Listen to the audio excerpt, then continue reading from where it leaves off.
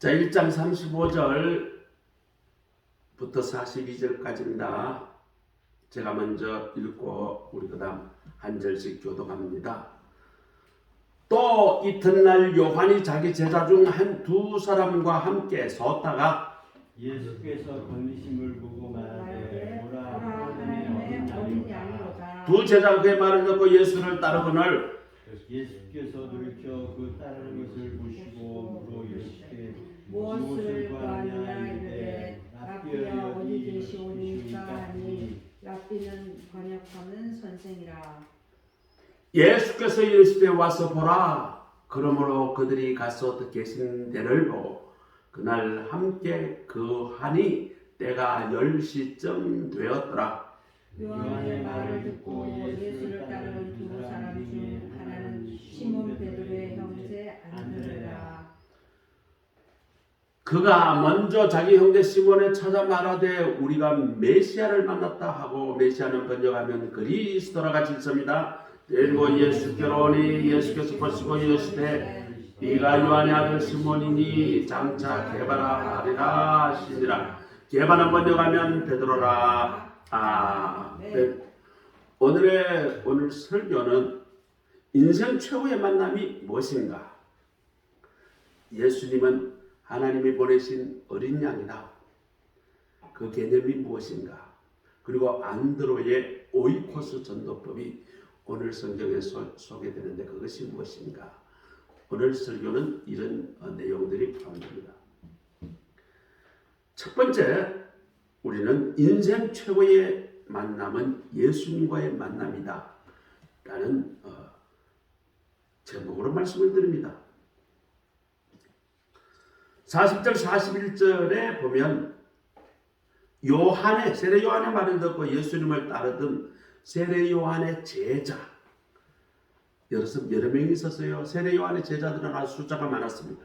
성경의 구체적인 숫자는 밝히지 않지만 아마 수십 명이 세례 요한을 따랐던 것으로 추정이 됩니다. 그런데 그 중에 요한의 말을 듣고 예수님을 따르게 된 두 사람 중에 하나가 안드레입니다. 안드레는 원래 세례 요한의 제자였다가 세례 요한의 이야기를 듣고 다시 예수님의 제자가 먼저 됐죠. 그리고 예수님을 찾아 만나고 와서 자기 형제 시몬, 그 베드로죠. 베드로를 찾아가서 말합니다. 딱 한마디 합니다.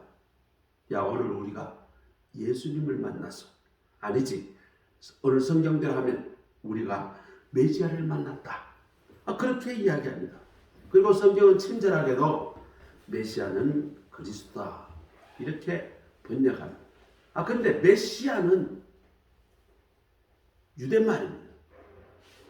다시 말하면 왕, 다스리는 왕이라는 뜻입니다. 근데 그것을 헬라말로 번역하면 똑같은 말로 그리스도가 됩니다. 그러니 메시아나 그리스도나 영어로 하면 킹이 되죠. 우리말로 하면 다스리는 왕이라는 뜻입니다. 친절하게도 요한복음에는 메시아는 번역하면 그리스도라 이렇게. 이 말은 무슨 말인가 하면 요한복음을 읽을 당시의 독자들은 대부분 헬라말을 알았어요. 유대말을 몰랐어요. 근데 마태복음을 기록은 요한복음보다 한 30년 일찍 기록되었는데 그때의 그리스도인들은 대부분 유대인들이었어요. 그 유대인들은 메시아라 하면 다 알아들어요. 그러나 30년 후에는 굉장히 복음이 넓게 펼쳐져서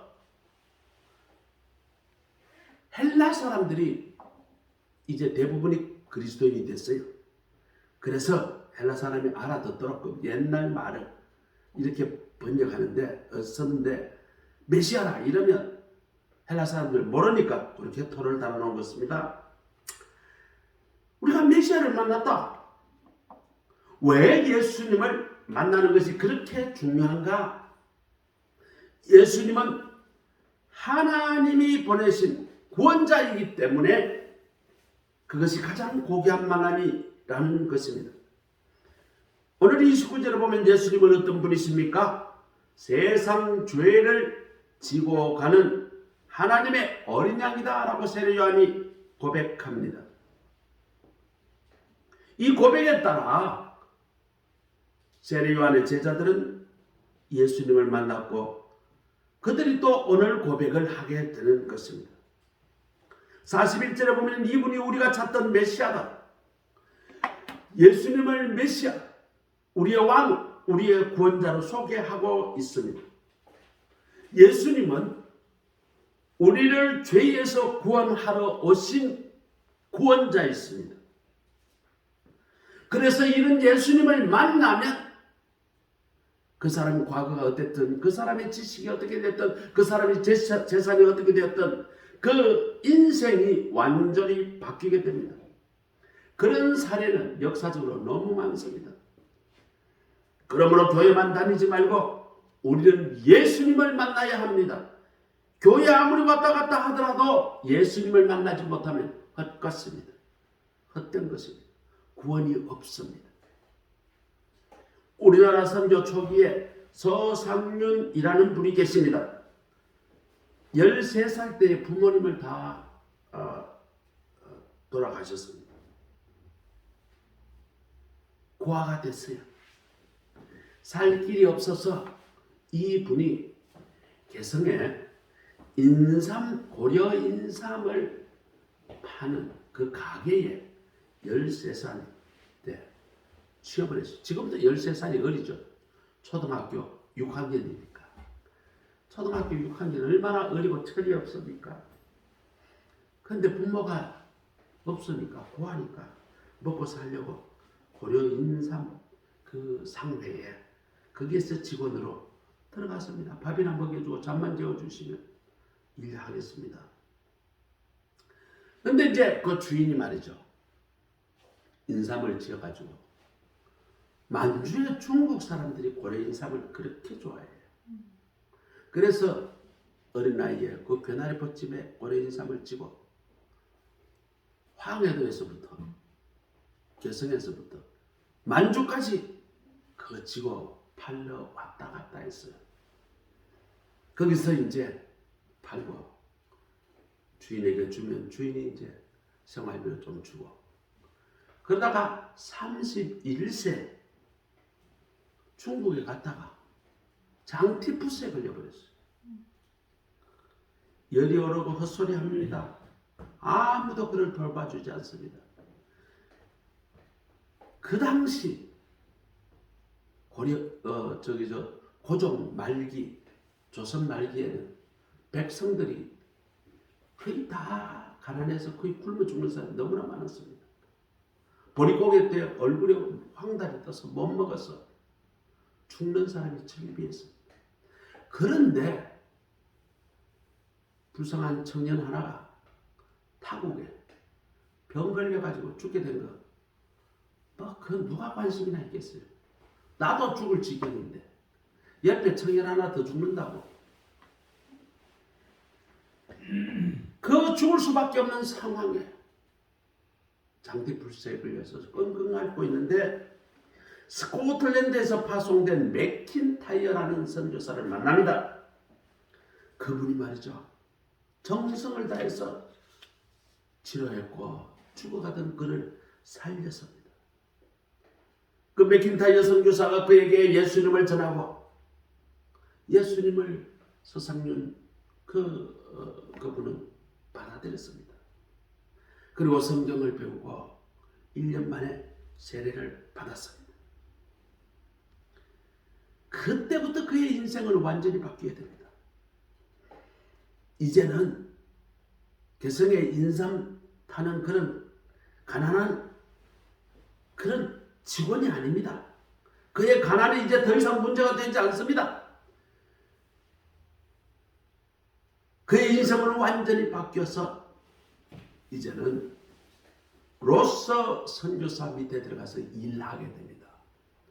로서 선교사는 스코틀랜드 출신의 선교사로서 우리나라 성경을 신구약 다 번역해주는 일을 감당한 귀한 분입니다. 그리고 로서 선교사와 서상륜 씨를 살려주었던 맥킨타이어 선교사는 두 사람은 천안매부지간이에요. 그래서 로스 선교사가 선교팀장으로 성경을 번역을 하는데 맥킨타이어 선교사도 없고 그 10사람과 합해서 이 서상윤 씨가 같이 성경 번역 사업에 참여하게 됩니다. 그래서 우리나라 최초의 성경 번역은 7명이 번역을 했는데 그 중에 한 명이 이 서상윤 씨가 됩니다. 이분은 이제 나중에 장로가 돼요. 그리고 자기 고향에 솔레이라는데 솔레 그리고 한자말로는 송천리 그 솔레라는 곳에 교회를 세웠는데 그것이 우리나라의 최초의 우리 한국 사람이 세운 교회가 됩니다. 그게 1884년이에요. 그리고 그 이후에 1901년인가 서상윤 씨가 이 전도한 사람들 중심으로 서울 시내 한복판에 우리 장로교 최초로 교회가 서게 됩니다. 그 교회가 세문안 교회입니다. 세문안 교회를 여는데 서상윤 씨 빼고 서상윤 씨가 전도했던 14명, 서상윤 씨와 포함해서 15명, 그리고 언더우드 선교사 담임 목사님으로 그렇게 교회 개청 예배가 시작이 됩니다. 이 서상윤 씨는 그뿐만 아닙니다. 전국적으로 다니면서 복음을 전합니다. 평생 예수님을 전하는 사람이 되었고 우리 기독교 역사에서 서상윤 씨를 빼놓고 이야기할 수가 없습니다. 초창기에 어마어마한 일들을 했기 때문입니다. 그의 동생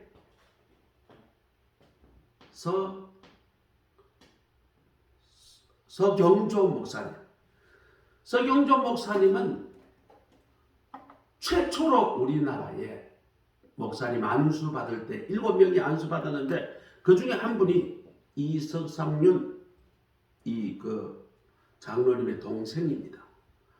그러니까 동생 경조를 신학교에 보내고 그 학 공부할 수 있도록 도와주고 그래서 최초로 우리나라가 7명이 목사 안수 받을 때 그 동생이 경조가 안수를 받도록 그렇게 지원을 한 사람이 서상윤 장로이기도 합니다.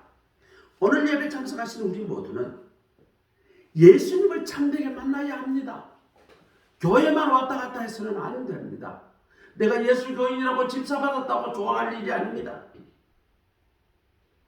우리 아버지가 어떤 신앙을 가졌던 우리 할아버지가 어떤 신앙을 가졌던 그것은 나에게는 그저 백그라운드일 뿐이지 내게 중요한 것은 예수님을 참되게 만납니다. 그것이 중요합니다. 그 예수님을 참되게 만나야 인생이 바뀌고 인생이 바뀌면 가정이 바뀌고 또 내가 속속된 그런 단체와 사회가 바뀌고 변화시키는 그런 참된 그리스도인이 되게 되는 것입니다. 오늘 우리 모두 예수님을 만나 참된 그리스도인이 다 되시기를 주의 이름으로 축복합니다. 다음 두 번째는 오늘 예수님을 만나는데 그 예수님을 오늘 성경에서 말씀하시는 그 예수님이 무엇인가?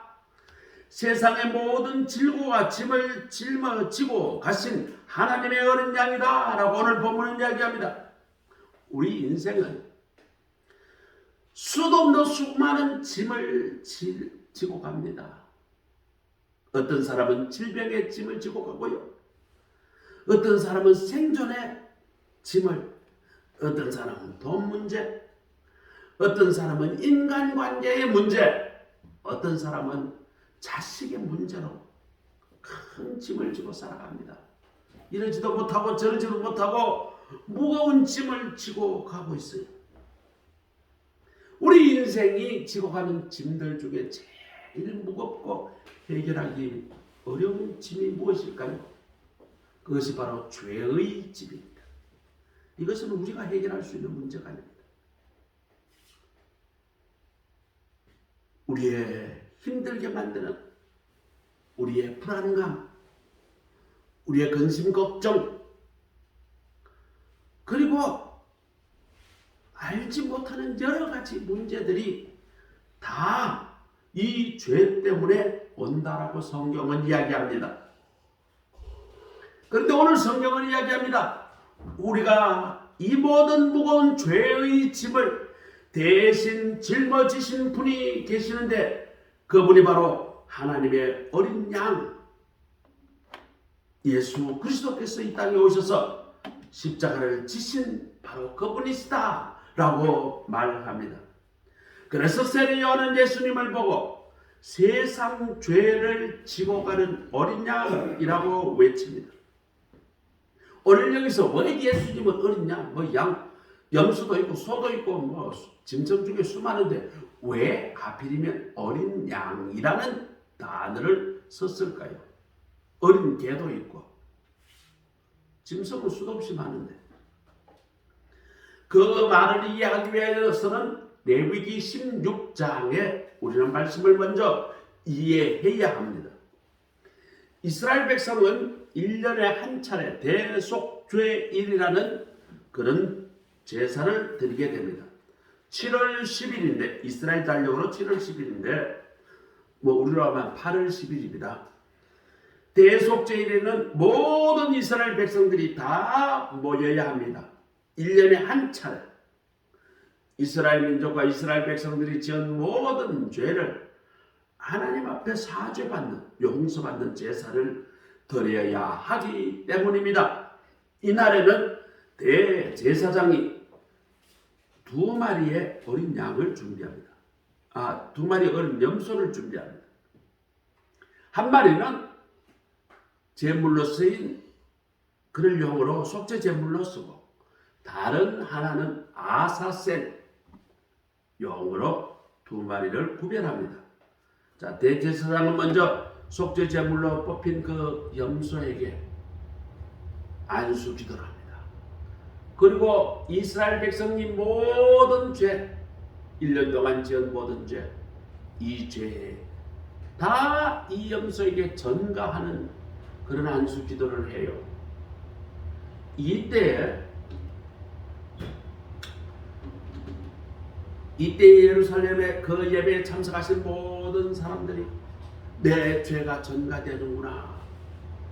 대제사장이 그렇게 축사하고 그렇게 기도할 때 이스라엘 백성은 그 아사셀 죄에게 내 죄가 이제 다 저 염소가 다 지금 대신 지는구나. 그렇게 하고 그 염소를 잡습니다. 잡아서 제단에 올려서 다 태웁니다. 창자까지 다 태우고 기름까지도 다 태우고 싹 다 태우고 이것이 속죄제 제사 대속죄. 그리고 대제사장은 한 사람 제사장을 지목하고 아사셀로 지목된 안수기도를 받았던 그 염소를 끌고 광야에 갑니다. 그리고 아사셀 염소를 광야에다가 풀어놓습니다. 그러면 아사셀 염소는 광야에서 살려고 이리저리 뛰어다니다가 결국에는 사막 늑대나 사막 여우에게 잡혀서 죽게 됩니다.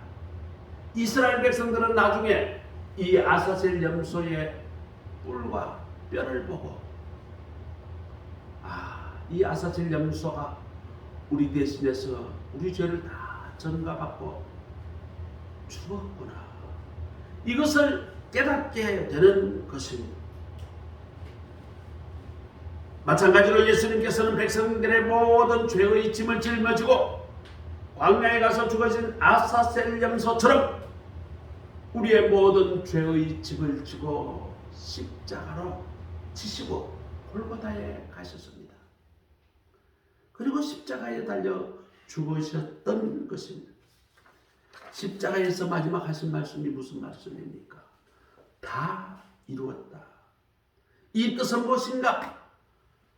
이제 내게 부여받았던 그 일을, 하나님께로부터 부여받았던 그 일을 다 이루었다. 온 백성의 모든 죄의 짐을, 그 빛을 내가 다 갚았다. 모든 죄를 다 깨끗이 청산했다. 우리의 죄값을 모두 다 치루었다. 이 말이 예수님이 다 이루었다, 그 말에 포함되어 있는 것입니다.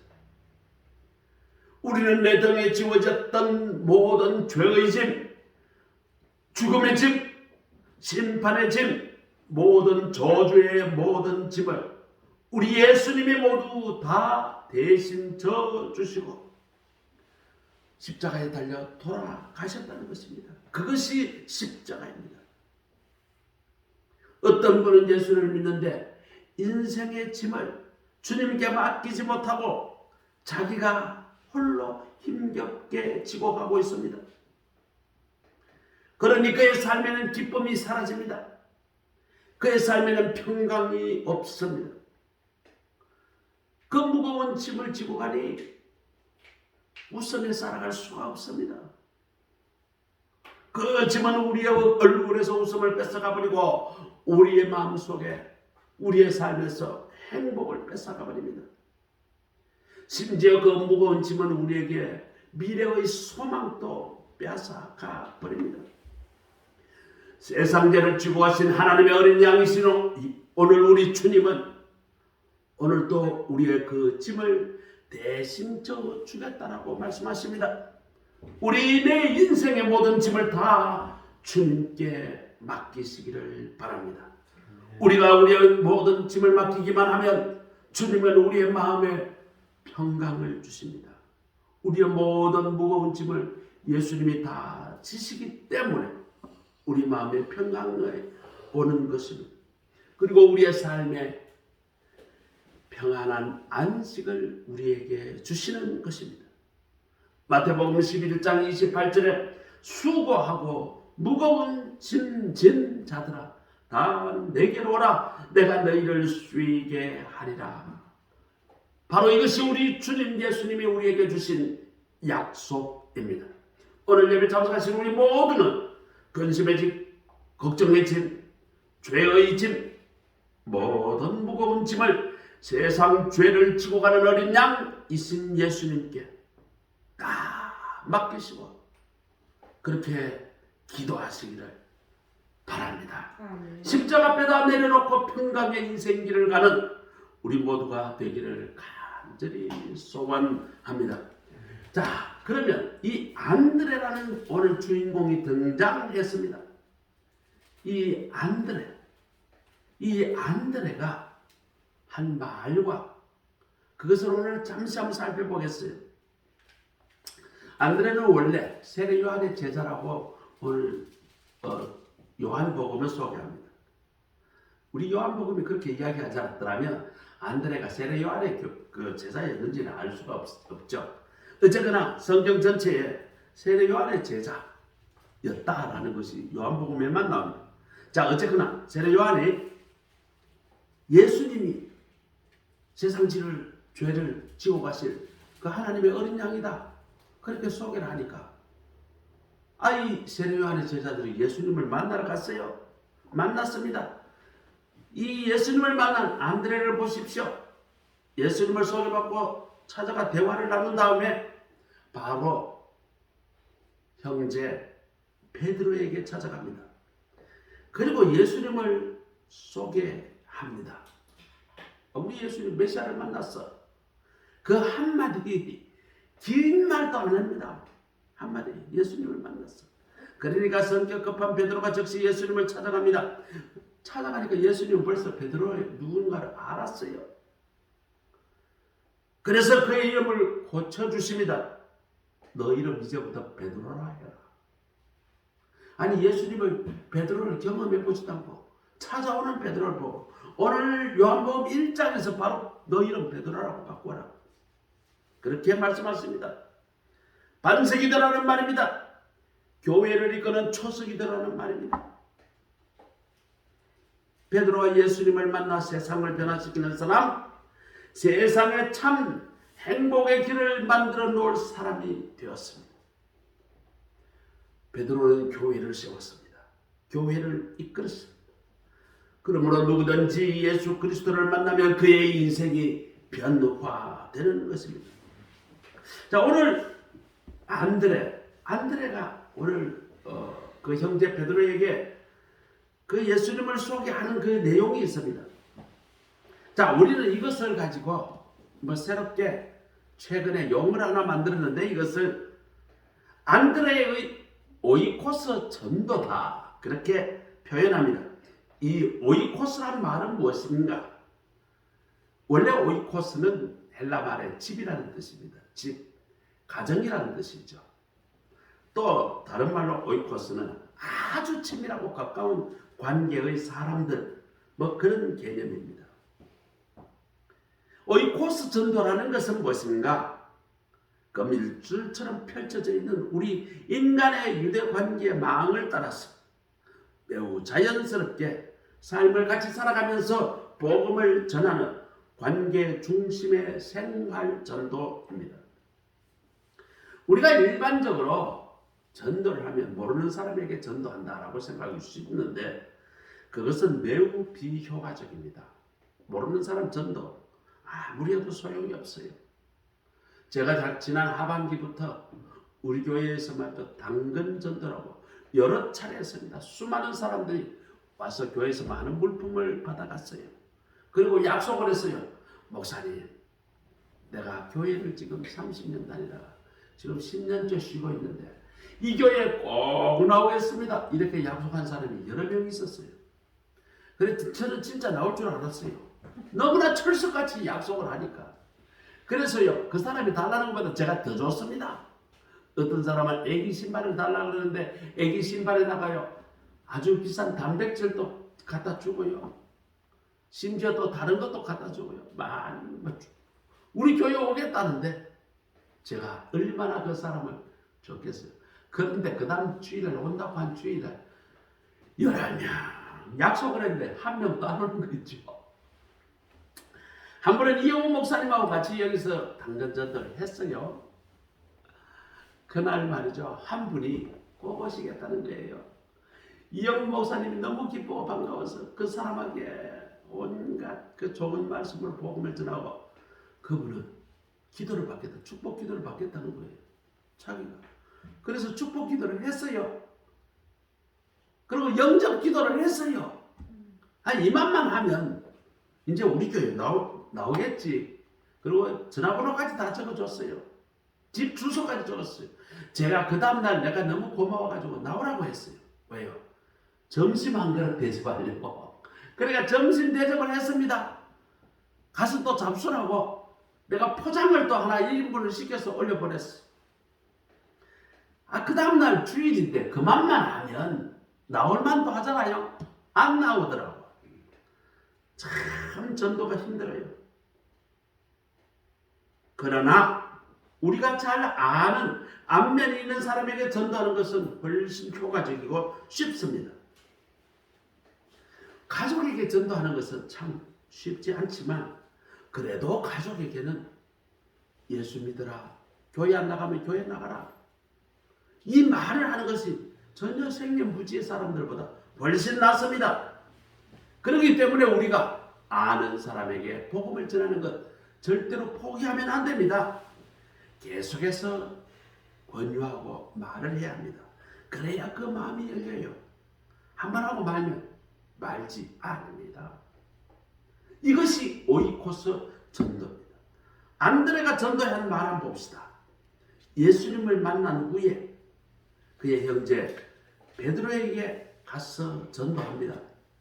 한마디 합니다. 내가 예수님을 만났다. 한마디 딱 했어요. 내가 진짜 예수님 만났어. 내가 진짜 메시아를 만났어. 그 예수님이 바로 메시아야. 우리는 이렇게 전도가 단순하고 어렵지 않습니다. 우리는 복음의 말을 과감하게 선포해야 합니다. 그런데 사탄 마귀는 우리에게 전도는 어렵다, 어려워. 돈을 그렇게 많이 써도 안 되는데 전도하지 마. 이런 생각을 집어넣습니다. 전도는 절대로 복잡하지 않습니다. 안드레처럼 하면 됩니다. 안드레가 예수님을 만나고 난 뒤에 성경 공부했습니까? 안 했습니다. 전도 훈련 받았습니까? 안 했습니다. 제자 훈련 받았을까요? 아닙니다. 그냥 예수님 처음 만나고 자기 형제 베드로에게 가서 이야기합니다. 야, 나 메시아 만났어. 그분이 바로 예수님이 바로 메시아야. 한마디만 딱 했습니다. 우리가 예수님을 참으로 만나게 되면 예수님이 내게 주는 복은 어마어마합니다. 우리가 그 복을 느낀다면 우리는 자기가 느낀 대로 그렇게 말하면 됩니다. 주저리 설명이 필요 없습니다. 신학도 필요 없습니다. 제자 훈련, 성경 공부 아무 필요 없습니다. 우리가 예수님을 만나서 우리가 받은 복, 우리가 받은 느낌 그대로를 말하는 것이 전도입니다. 아프리카 동부 지역의 선교사였던 빈센트 도노반이라는 사람이 있습니다. 빈센트 도노반이 선교를 마치고 돌아와서 기독교의 재발견이라는 책을 썼습니다. 처음에 이 빈센트 도노반이 아프리카 선교를 갔는데 이미 거기에 가니까 이전 선교사들이 세웠던 큰 학교가 10개가 있어요. 초등학교, 중학교, 심지어 대학교까지 있어요. 그리고 선교사들이 언제 세웠는지 모르겠지만 큰 병원도 있고요. 그리고 여러 복지시설이 있었어요. 그런데 원주민들이 그리스도인은 별로 찾아보기가 힘들어요. 이유를 알아보니까 전임 선교사들이 이곳에 와서 학교를 짓는다고 얼마나 분주하게 하고 병원 짓느라고 또 사회복지시설을 지어서 섬기고 봉사하느라고 자기들이 여기에 왜 왔는지 목적을 잊어버리고 복음은 전하지 않고 그런 여러 선교 사업들에 집중을 했더라는 거예요. 그래서 노도반 선교사는 도착하자 말자 이거 선교 잘못됐다라고 생각을 하고 그때부터는 예수님을 전하기 시작합니다. 십자가 복음을 전하기 시작했습니다. 금방 이 마사이족들은 큰 영적 부흥이 일어났습니다. 종족 대부분이 기독교를 다 받아들이게 됐습니다. 어느 날 추장이 도노반 선교사에게 말합니다. 그런데 선교사님 왜 복음을 지금 전합니까? 100년 전에 50년 전에 왔던 선교사님들 진짜 복음을 전했으면 우리 할아버지 예수 믿고 죽었을 건데 우리 아버지 어머니 구원받았을 건데 왜 이제 와서 복음을 전합니까? 이렇게 말하더라는 것입니다. 여러분 우리가 전할 분은 우리를 죄와 저주에서 구원하시 주신 우리의 무거운 짐을 대신 져주신 십자가의 예수 그리스도 있습니다. 우리를 대신해서 전도할 사람은 이 세상에 아무도 없습니다. 우리 지금 성남소망교회가 필요한 것은 전도입니다. 그리고 우리에게 속한 우리 자녀들에게 전도할 사람은 우리 자신들입니다. 대신 해주는 사람 아무도 없습니다. 우리가 전도할 때에 우리는 명심해야 합니다. 복음 그 자체가 생명력이 있습니다. 능력이 있습니다. 우리의 능력으로 복음이 전파되는 것이 아닙니다. 우리는 복음을 말할 뿐입니다. 전할 뿐입니다. 복음은 복음 자체가 능력이 있고 활력이 있다는 것을 명심하시기 바랍니다. 우리가 복음을 전도할 때에 구원의 역사가 일어납니다. 우리의 능력이 아닙니다. 우리의 인격이 아닙니다. 복음 자체 성령의 능력으로 구원이 역사가 일어나는 것입니다. 이런 예수님의 십자가 복음은 우리 그리스도인들만이 어린 양 메시아이신 예수님을 전해야 합니다. 형제 베드로에게 가서 전도하는 안드레처럼 가까운 친척, 가까운 가족, 우리 신앙이 옅은 우리 자녀들 그분 한 분만 만나봐라. 예수님이 우리의 구원자이시다. 예수님이 우리의 인생에 모든 짐을 대신 져줄 바로 그분이다. 이 복음을 전하는 저와 여러분이 다 되시기를 주의 이름으로 축복합니다. 아멘. 기도하겠습니다. 하나님 감사합니다. 오늘 전도자 안드레라는 제목으로 예수님은 누구이신가 오늘 말씀을 묵상하였고 또 그 예수님을 어떻게 전할까 오늘 말씀 안드레의 사례를 우리가 보며 말씀을 묵상하였습니다. 하나님 우리 입에서 복음을 전하는 복음 전도자가 되게 하옵소서. 전도가 어렵지만 어려운 것이 아니라 우리 관계되는 사람들에게 오이코스 전도를 삶에서 실천하는 우리의 삶이 되게 하옵소서. 그들 모두에게 세상 짐을 지고 가는 예수님이 참으로 구원주가 되시는 그러한 은혜와 복을 함께 누리며 살아가는 우리 모두가 되게 하옵소서. 예수 그리스도의 이름으로 감사하며 기도드립니다. 아멘. 찬송가 518장입니다. 518장.